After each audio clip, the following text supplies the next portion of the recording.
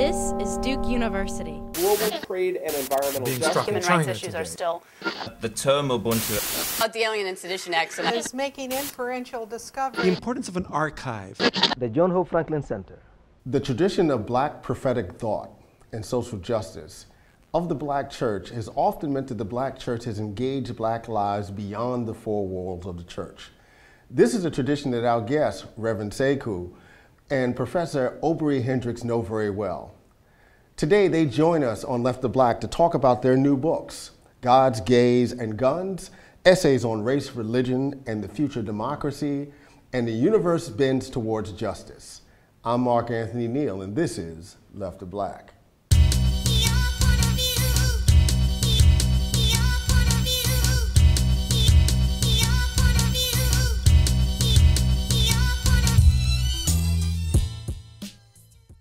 Welcome back to Left of Black. I'm your host, Mark Anthony Neal. We're joined this afternoon by Professor Obery Hendricks, visiting scholar of the Institute of Research in African American Studies and the Department of Religion at Columbia University.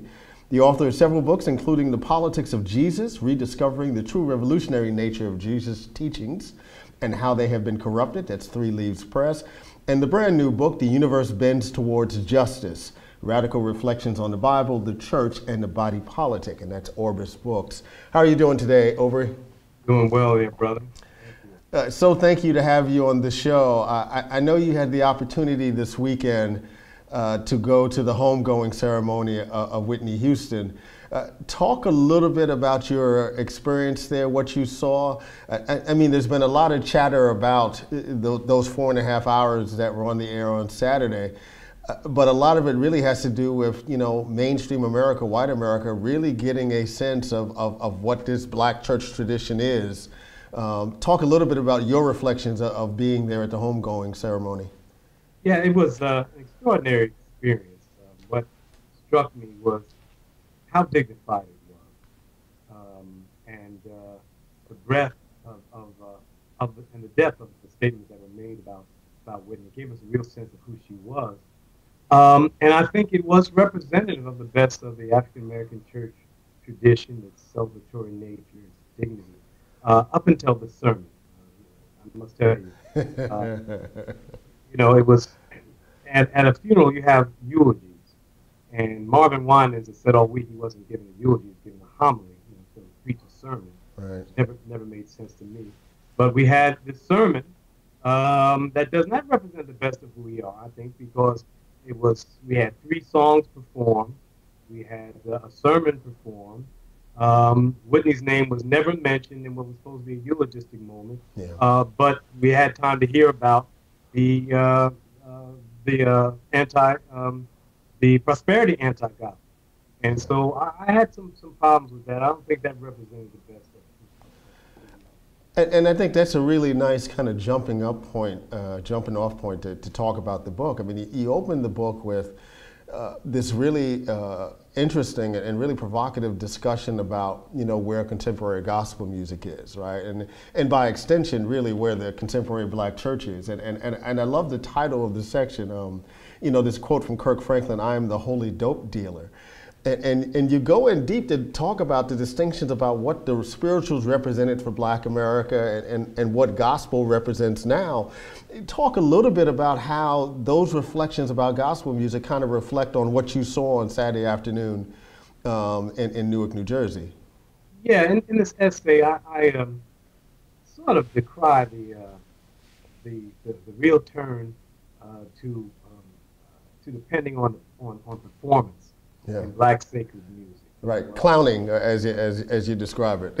Well, no, actually, clowning was how some of the early gospel singers described it. Right. Yeah, they called it trickeration, and clowning. Interestingly, Elijah Muhammad got trickeration from gospel singers. But folks like Ira Tucker and yeah, they weren't denigrating it, but what they were acknowledging that what they did was very much based on performance. And I told you that.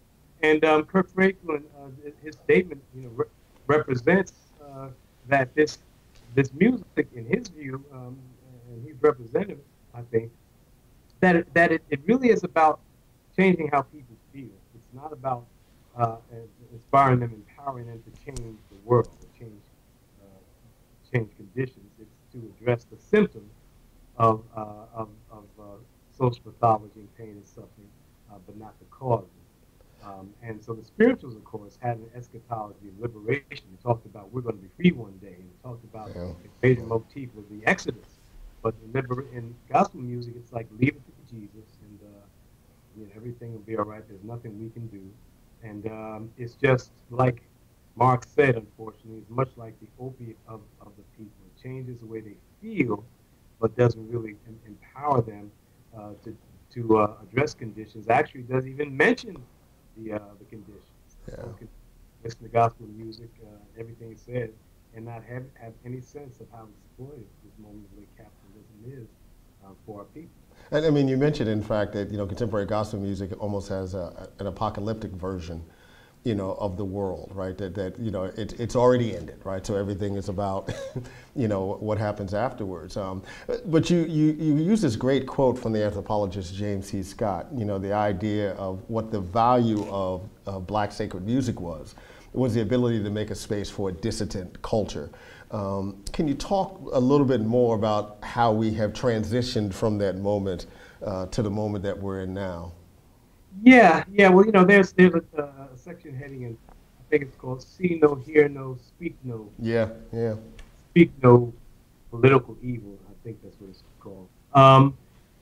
The gospel spirituals had a prophetic nature in the sense that they spoke about the oppression. They named it, and they empowered people to resist it. Gospel music doesn't name our problems, doesn't name the oppression, the exploitation. It doesn't empower or exhort people to resist it at all. It just says, leave it to Jesus, and just you'll be okay in the by and by. Now, it'll make you feel better. People come out of church saying, whoa, boy, we sure had church. I mean, we sure had fun.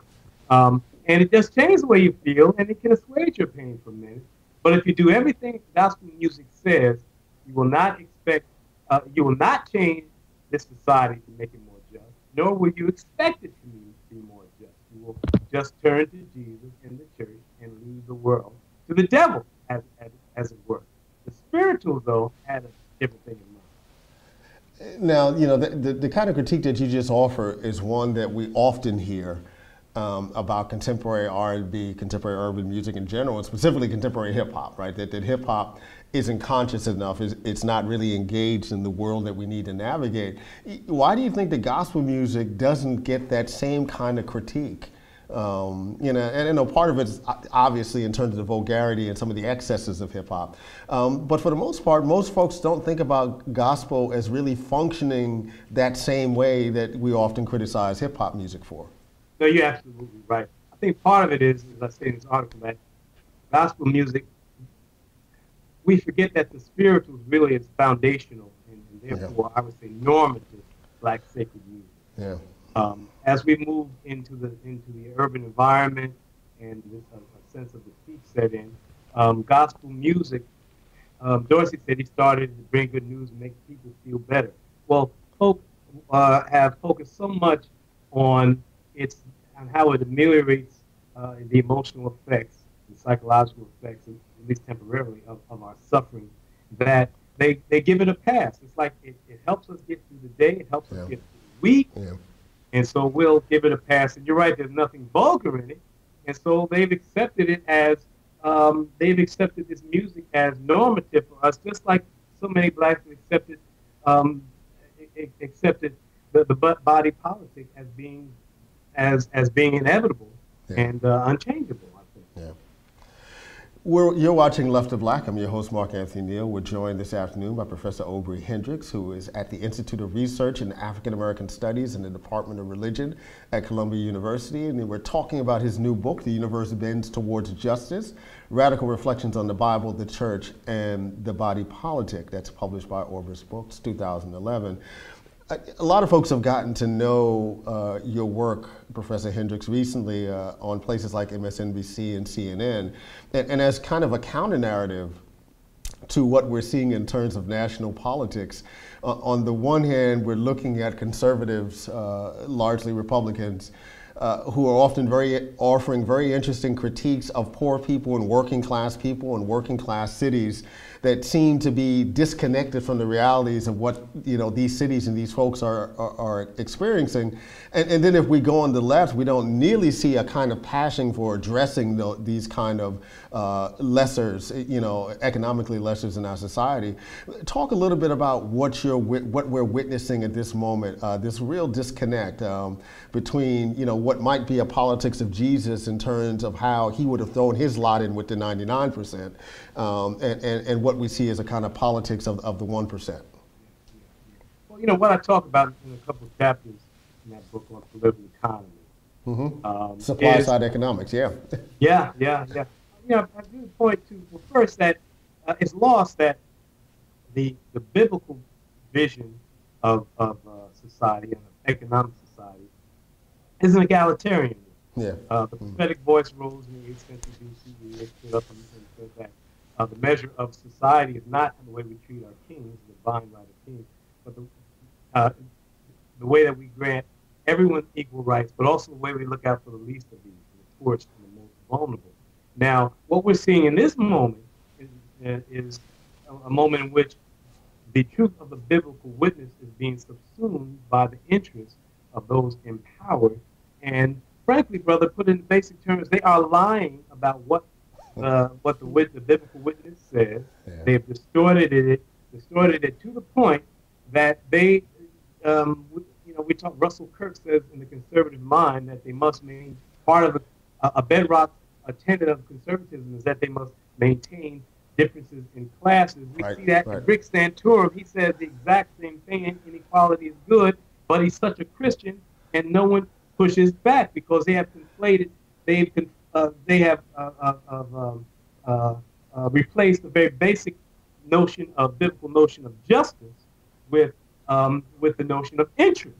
Right. And this flies in the face of the biblical witness. The biblical witness talks about how we have responsibility for others in society, not about freedom from responsibility, which is what conservatism talks about now. Freedom. They don't talk about responsibility. So they have distorted in a very fundamental way the biblical witness and the witness of Jesus, who talks about the poor and the impoverished more than anything else in the gospel other than God.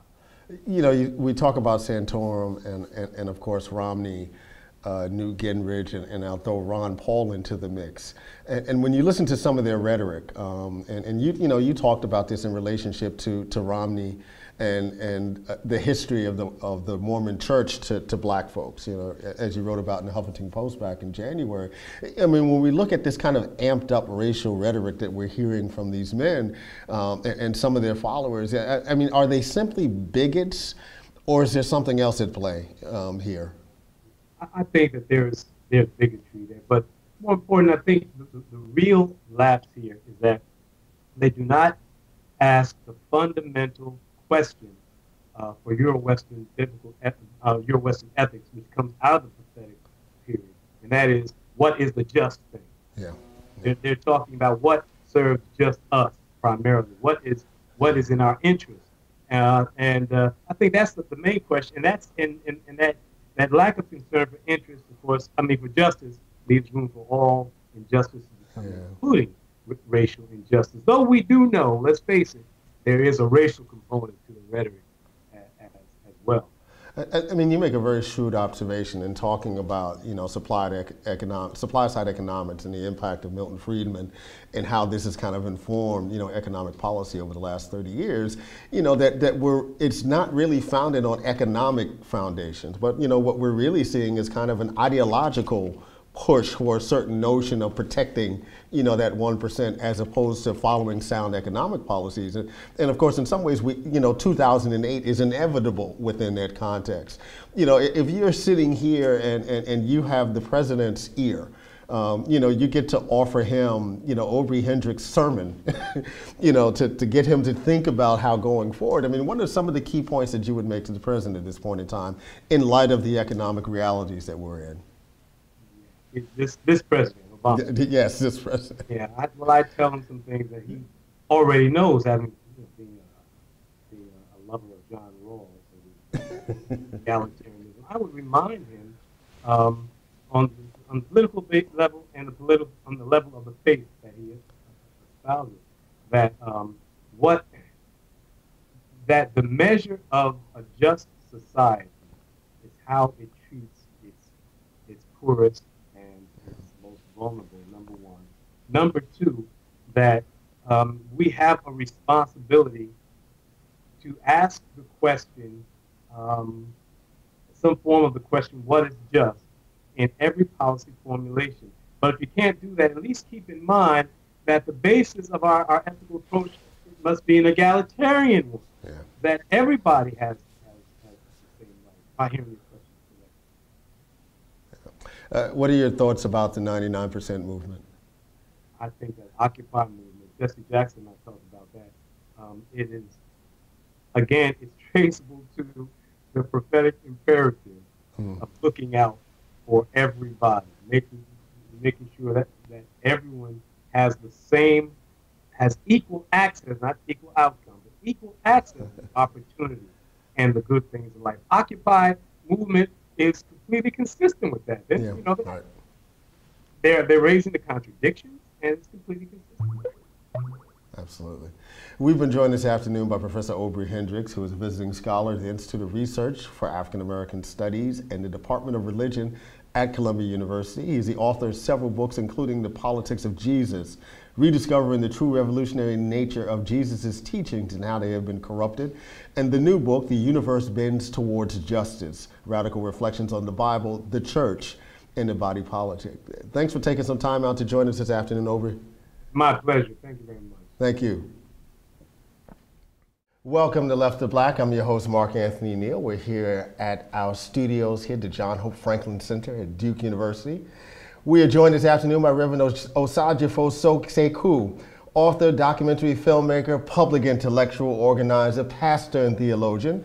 Author of several books, including Urban Souls and the just published book, Gods, Gays, and Guns, Essays on Race, Religion, and the Future of Democracy. How are you doing today, Reverend Sekou?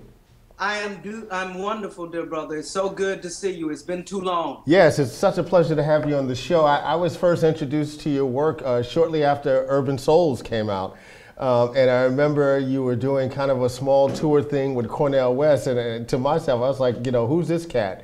That I need to connect with. And it's particularly always refreshing when we see this new generation of black ministers, of black thinkers from the pulpit, that are really kind of trying to deal with not just our spiritual crisis, but obviously our political and our cultural crisis at the same time. Reverend Sekou is a former senior minister of the Lemuel Haynes Congregational Church. And of his new book, the late Manning Marable said, Gods, Gays, and Guns offers a visionary black liberationist theology for addressing the great challenges facing America and the world in an era of war, racism, and violence. And again, that's the late Manning Marable. Talk a little bit about, we'll start with Manning for that reason. Talk a little bit about your relationship with Manning Marable and your thoughts about his his biography of Malcolm X, which came out in the spring. Well, Manning was a dear elder brother to me. Much in terms of I'm a Southerner, right? I'm from a little place called Zent, Arkansas, got about 11 houses. And so I was raised by my grandmother and her friends, and so I have an affinity for elders. And Manning was one of those elders who took me serious as a young intellectual trying to make some sense of the world, who was wrestling with the life of the mind, but on the ground. And so in my first book, Urban Souls, I sent Manning a copy, and he gave a loving and glowing blurb. And then he would invite me regularly to give talks at Columbia, to give talks at the National Association of Black Political Scientists, and also did a few panels for me, wrote some recommendations. And this is for a guy who's not firmly in the academy. I'm on the fringes of the academy. But he just invested deeply in me. And much can be said about Black intellectual life, but nice goes a long way with me, and loyalty goes a long way with me. And Manning was really good to me. I was actually invited to give a talk in Paris in September, right after his book came out on Islam and the city he had recently passed. And so the group there of intellectuals that I spent time with in Paris when I was an expat invited me to come over and give a talk because of my relationship with him. He was very good to me. His text, Malcolm X, has generated some controversy. The folks have been critical of it. Amir Baraka wrote a devastating critique of the text in terms of critiquing Manning as an intellectual, critiquing Manning's ideology and intent around the book. What's powerful about the text is that he links Malcolm to the prophetic tradition of the Black church. Part of Malcolm, the popular narrative is that Malcolm was a thug, criminal, who was transformed by the Nation of Islam.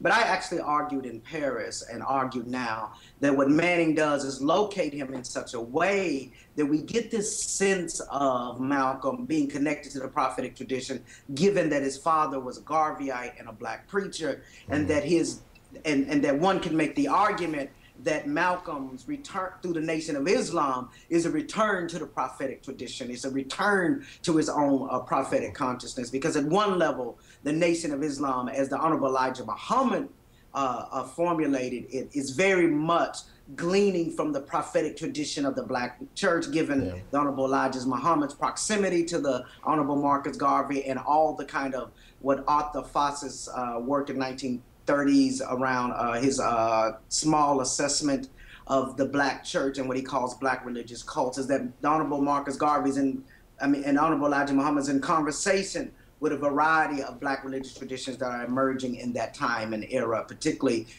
in Harlem. And so my own beloved denomination, the Church of God in Christ, is part of Arthur Foss's critique and ethnography of Black church cults at the time. And so Malcolm, Manning locates Malcolm within the prophetic tradition of the Black church. And I think it was an ingenious, insightful, and needed intervention within the context of Black religious discourse, Black political understanding, and in particular, our treatment of Malcolm. And then lastly, Manning founded like 10 African-American studies departments around the country. And what was unique about his program, I visited his program at Ohio State once, and the same thing was at the program in Columbia, that it was always connected to the community.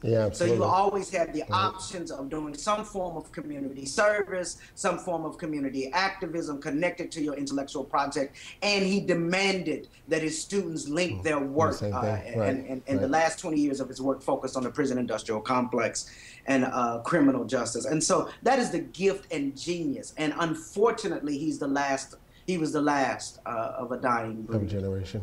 We're here with Reverend Sekou, and your latest book, God's Gays and Guns, one of the things that comes out throughout the book is this kind of notion of exile, seeing yourself as in exile. And I wanted to read this quick quote from Edward Said from his book, Representations of the Intellectual.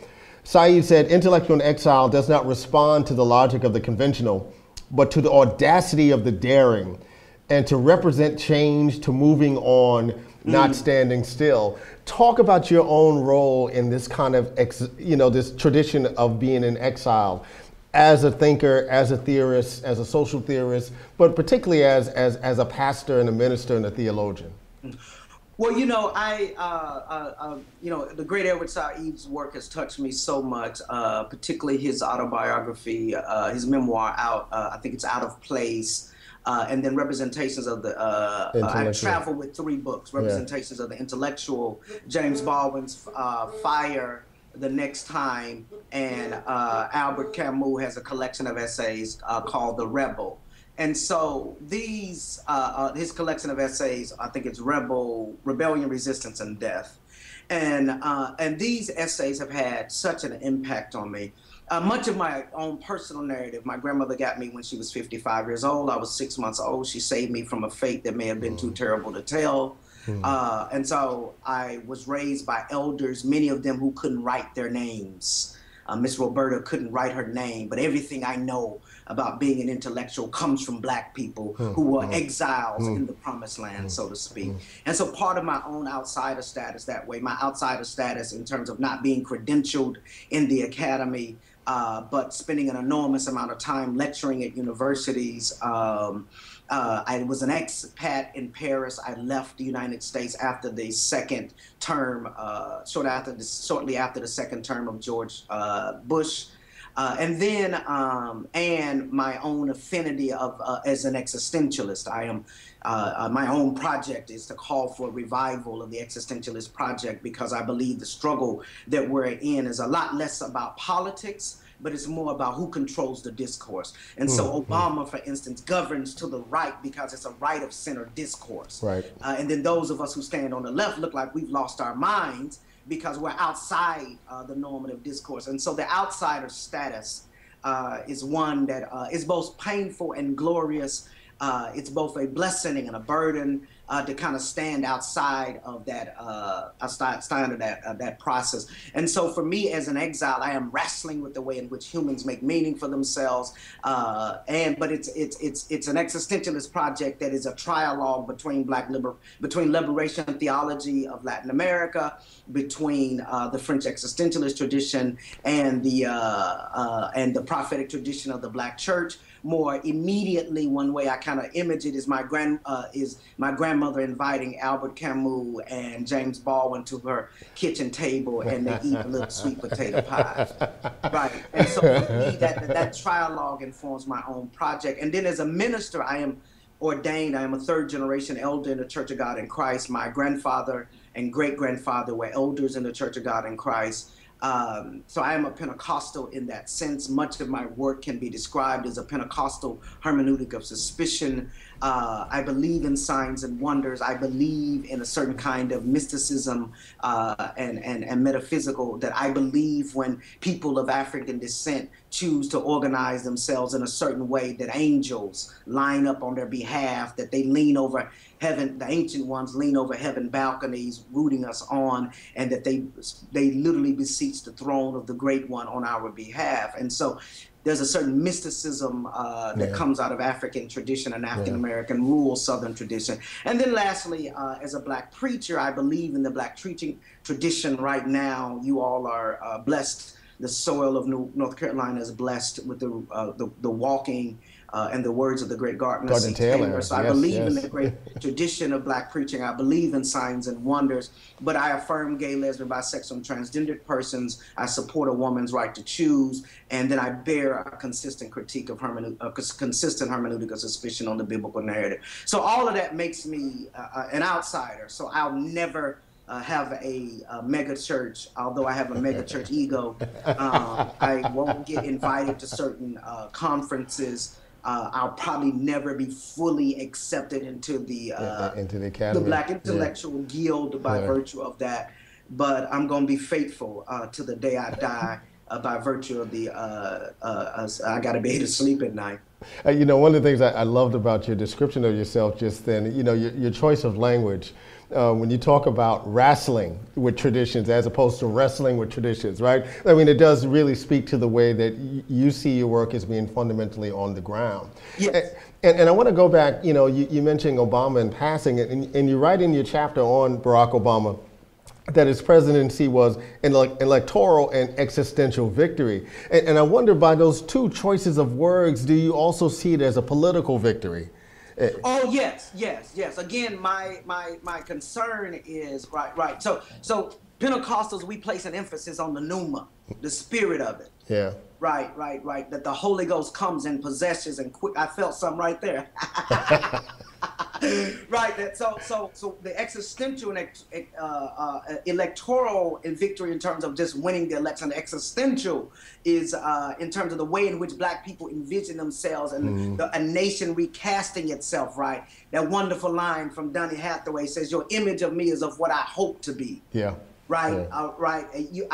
I treated you unkindly, can't you see, right? So Obama is the image of what America hopes to be, in part though not totally true, Horatio Algiers' narrative of coming up from nothing, from a single parent, getting an Ivy League education, and becoming the leader of the free world, quote unquote. That is, he embodies a certain kind of a multiculturalism in terms of his own life. His deployment of certain African-American rhetorical devices and rhetorics, building upon the prophetic tradition of the Black church, both in his language and his discourse and his embodiment, making connection to the night that he accepted to the preacher from Georgia, if you will. So all of that is existential. The political, for me, is a byproduct. Right, because the existential imaging plays a certain point. When I was in bed living in New York when he was elected, got off the train at 11 a.m. and kids were dancing in the streets. Yeah. Where we won, we won, we won. It was like when Nelson Mandela was freed. It was a powerful image. The next morning on the train from Utica on my way into the city on the C train, a sister was like, you know, you could feel the energy. The train's crowded, and the sister was like, y'all forgive me because I'm not crazy. I'm ecstatic because I can tell my baby now that they can be anything. I got chilled now thinking about it, right? There was a certain powerful, now there's some critique, there's some nuances, there's some cleavages in there that need to be paid attention to. But I think the existential was important. The problem is that the discourse gets flattened out. He becomes an existential idol, and then we can't critique him. Right. So we can't bear an analysis on him, right? And so the reality is that in that essay, I am arguing that, and in part it's a defense of Cornel West in the midst of the whole fight between him and Melissa Harris Perry, and then the just nasty critiques of him that were on Facebook, Twitter, and online. And so part of it is to say, regardless of Cornel's, who I am indebted to as an intellectual. I want to be clear about that. That at one level, I saw him Sunday. He was speaking to the 2 Sundays ago. He was speaking to the Young Democratic Socialists, right? So at one level, he is my intellectual father, and that he's been good to me. Right, as an intellectual. I watched him walk out of a meeting with Ralph Nader to come meet my youngest son. Tell Nader I'll talk to you later. There's a young brother who just stepped on the scene I need to go see. Right, and so part of it is in the defense of him in terms of his critique, saying that we have to hold Obama to the same kind of formulation and critique that every president since Lincoln has been held to. Frederick Douglass, and Lincoln, King, and FDR and A. Philip Randolph, the Johnson and Kennedy administrations to Martin Luther King, that every president since Lincoln has been subject to a prophetic critique.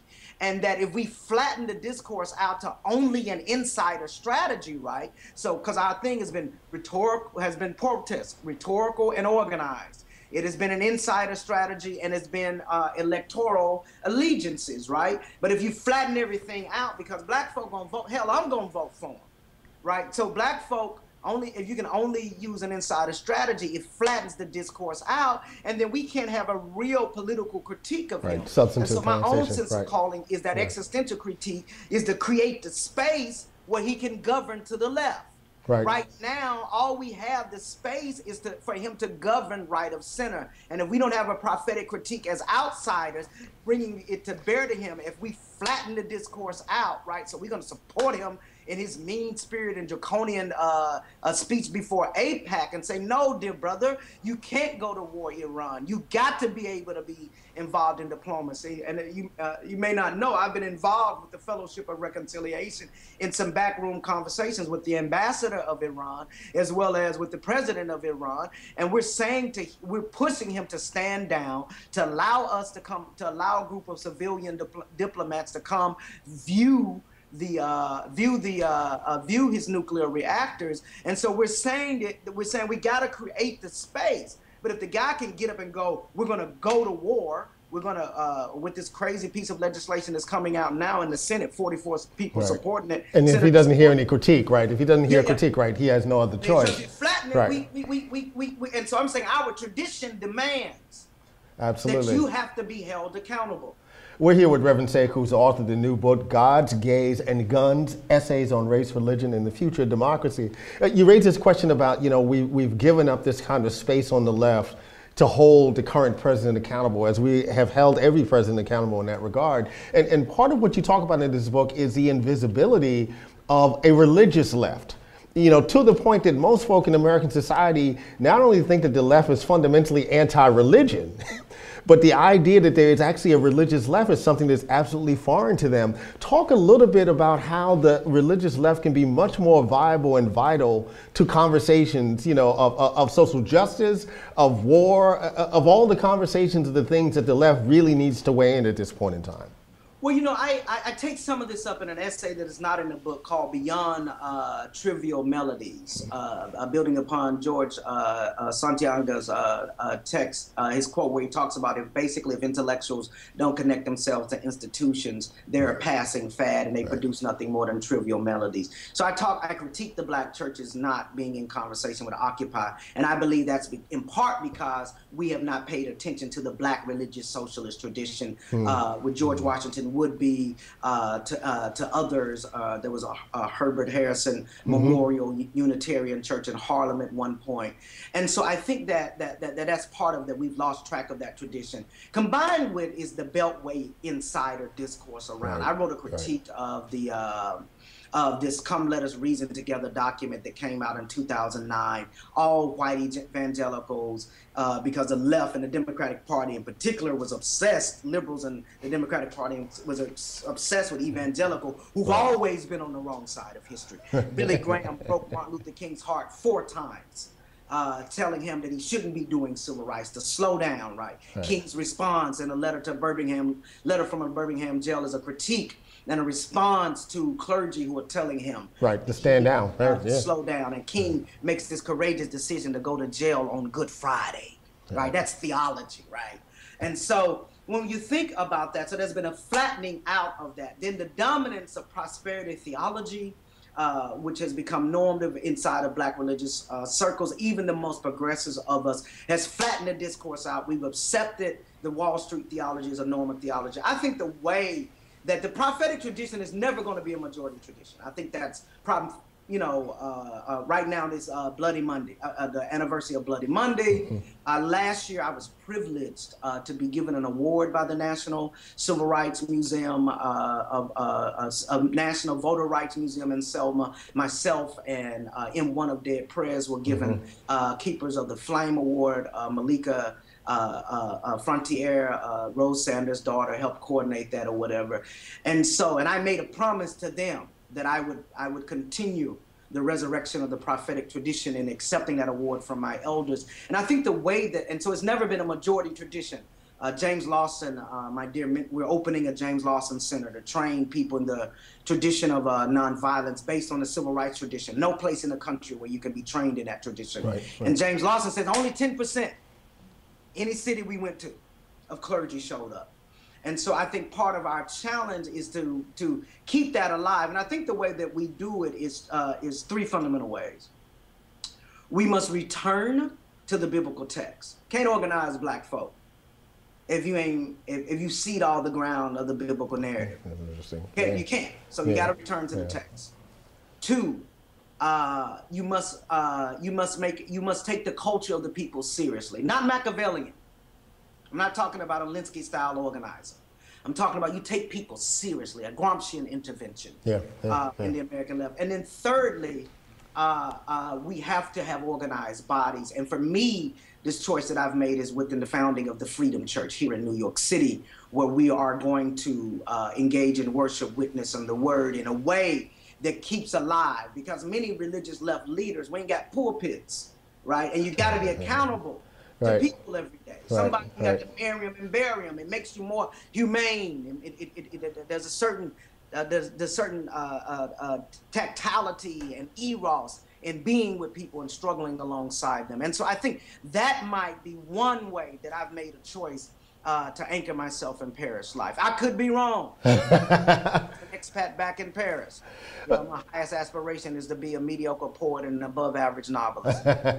You know, it's funny because you mentioned this idea that if you're going to organize black folks now, you have to recenter the biblical text. And of course, folks would argue, well, where does that leave the hip hop generation? But in part of the argument you make throughout the book is this idea that for the hip hop generation that really no longer has this connection, black youth in general, no longer has this connection with the black church, they find some of that debate and struggle over good and evil that they would find in biblical texts in hip hop. Yes. And so, so to recenter even hip hop in that broader conversation. Well, the great work of Monica Miller, who's done a lot around Right. this work. Yes. She has a new text, I think, coming out on hip hop and religion. She and I lectured together recently, about 2 years ago, at the We Believe conference on the African American lectionary. And so she's doing some of that work.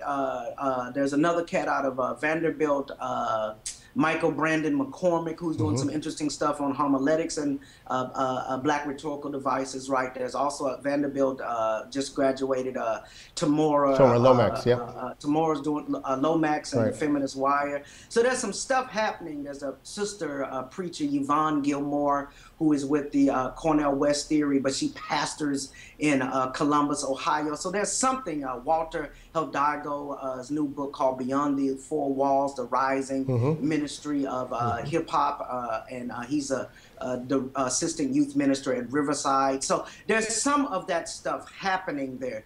The question, I hold hip hop to the same, and I was my first book, Urban Souls, perhaps was one of the first texts to take up the religious sensibilities of hip hop in 2001. Yeah. I was the chairman of the platform committee at the National Political Hip Hop Convention. And then there's our dear sister, Rosa Clemente, right? Who is not necessarily religious, but deeply spiritual.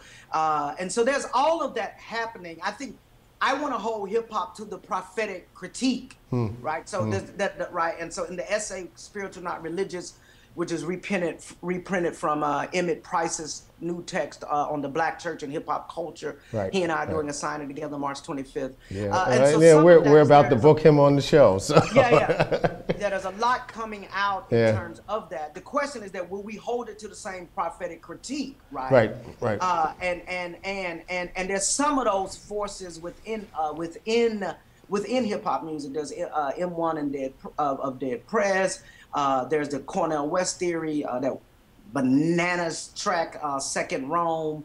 And so some of that's Cornell's work with hip hop, is Dyson's work with hip hop. And so some of that is at work. I am not necessarily interested in the formulation of a hip hop theology. Right, gotcha. Although you did in New Black Man call me a hip hop theologian. I was mad with you for about 2 minutes. But there is some of it. I believe hip hop actually is a systematic theology of existence that is centering a discourse about how people make meaning for themselves in the urban context. Yeah, absolutely. Right? And so in that essay, I'm in conversation with Zizek and his in the Parallax View, as well as in conversations with dear brother's work on vernacularity, the way in which people deploy black vernacular of justice and that kind of thing. But I want to know, like where I ask this of all struggles, where are the least of these in your project? Yeah. Right, and how do you prioritize them? And I want to stay on this least of these theme for a second. When folks see the title of your book, and we're talking with Reverend Sekou about his brand new book, Gods, Gays, and Guns, Essays on Race, Religion, and the Future of Democracy. And I imagine most Americans, and clearly black Americans, would be able to wrap their heads around the Gods piece. They can wrap their heads around the Guns piece, but they don't quite know what to do with the Gays piece. And you do some extraordinary work here in talking about, the idea of gays as the new black, right? And this is something that was kind of bandied about, during the 2008 election series. SNL, even made jokes about it. And you go back to Baird Rustin's own words, right? A speech that he gives in 1986 where he goes, "The new niggers are gays." Talk about the importance of centering this conversation around homophobia, not only to the black prophetic tradition, but also to all kinds of concerns around social justice, in this country at this point in time. Well, I actually formulate that gays are the new niggas. I sidestep the gays are the new black. It was interesting. Nobody would publish it but Killing the Buddha. So I want to send a shout out to Jeff Charlotte, great religious writer, and Nathan, who's the senior editor at Killing the Buddha. And people, they wouldn't publish it because God said nigger. Right. So, but the reason why I'm sidestepping the conversation, right, is that, again, as an existentialist, I am looking at the ways in which hegemony has its existential, because it is defining meaning making, right? You know, and this is part of a rich tradition.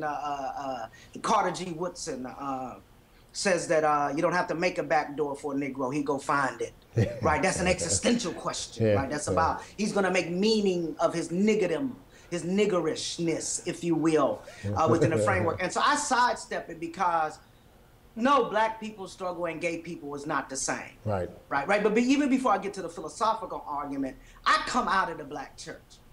I have no memory in my life of not having gay black men in it. I just can't think of a time when I didn't have a choir director, right? One could even argue that black choir directing is a queer aesthetic. Yeah. The snapping of the fingers, the long flowing robes, right? Yeah. One could even argue that, right? That I just don't remember when there was not a gay boy on the organ leading us to the highest levels of spirituality. Yeah. Right. In my first book, I have an essay called "Who's Gonna Direct the Choir?" Right. So I don't have any memory of that. So this idea that queer folks are somehow outside of the black community. Church, right. And my grandmama say plum foolishness, right? It's all right to be a fool, but you can't be a plum fool. And so it's plum foolishness, right? So I think that's problematic. Two, Bayard Rustin, right? A openly gay black man whose work was so powerful with the March on Washington in 63 ends 15 minutes ahead of schedule. Only a gay black man can make that many black preachers be on time, right? And so, and was the chief fundraiser for SCLC, wrote its constitution. Right. And so here's an openly gay black man. His handprints are all over our struggle, right? I mean, convinced King that nonviolence was just not a strategy. It was a way of life. Right. And he writes that the new niggas are gays, right? And so I'm taking up his struggle. Because, you know, people be acting like, well, black folks ain't in it, gay black folks ain't in the struggle. Here we are, Bayard Rustin, the embodiment of black gay social justice. Right. So you can't get around him. And then when you look at, is that I am arguing existentially that gays are the new niggas because the hegemony really only got about 5 twos. It don't have a lot in its wheelhouse, right? It's not that imaginative. That's why it always goes after, wherever it is in the world, it goes after the artists, the intellectuals, and the musicians first. Right, the creative people, right? The creative class. It ain't got a lot in its wheelhouse. And so naming niggas, faggots, vigilante violence, Emmett Till, Matthew Shepard, legislative assaults, Prop 8, black codes, and Jim Crow laws, right? Hypersexualized stereotypes, employment and housing discrimination. So those are similar, a kind of simultaneity is the philosophical term that I've kind of coined to wrestle with this. So this kind of simultaneous situatedness, borrowing on Guy Debord and the Situationists, right? The simultaneous situation. So they ain't the same, but they similar. So it invites them into the community of niggas. And so what black folks have to teach gay folks in terms of the prophetic tradition is legislative defeats, but existential victories. It is to look at your situation and say, you a slave, and you say, over my head, I hear freedom in the air, right? That we make a way out of no way, right? So it's a way that we can invite them to the community of niggas, but that means particularly white, gay, male, privileged elites have to come and sit at my grandmama's feet. And that demands a cutting against a certain form of racial logic and encountering white privilege. And so for me, I'm wrestling with that. And then it's the whole appropriation thing that black people, well, they're appropriating our struggle. Well, the stuff we got, they appropriated. We appropriated Christianity, slaves, be obedient to your masters. We said, we ain't doing that. Right. My grandmama said women be silent to the church. So gay folks had the same right. The Constitution, right? The formulation that I argue in terms of the religious precedent of democratic expansion, black people read the Bible in one hand and the Constitution on the other. And so gay folk got the same right because the biblical text is a contested text. That's why we got denominations. Right. It's a contested text. There's no universal assumptions around the biblical narrative. And so I think all of that plays itself out if we're going to have a real conversation about black people taking up the question of queer folks' struggle in a real way. We've been joined this afternoon by our good friend, Reverend Sekou. His new book, Gods, Gays, and Guns, Essays on Race, Religion, and the Future of Democracy. Also the author of Urban Souls, a book that I also encourage you to go out and take a read of. Former senior minister at the Lemuel Haynes Congregational Church. Thanks for joining us today, Reverend Sekou. Thank you so much, dear brother. And I just want to say thank you for the insightful piece that you wrote on Whitney Houston. Thank you very much. I just really, really appreciate the way you located her and that you got away from the trivialities of the discourse and that you located her within a rich tradition of, one can even argue, of black prophetic music. So thank you, dear brother. I appreciate that, man. Take care of yourself. All right. Blessings. Peace.